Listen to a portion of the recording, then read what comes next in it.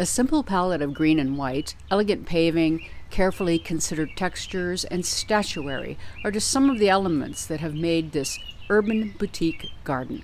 That's how Leslie Ashcroft Hall and Darrell Hall described their Dundas landscape. The antiqued garden accessories have been collected over the years. They are in harmony with a shady garden that is rich in the textures of plants, different shapes paired with different shapes. To get to the state of casual elegance, they had to limb up big trees and rip out grass, and now it's a study in peace and a nod to the Italian gardens they loved during travels.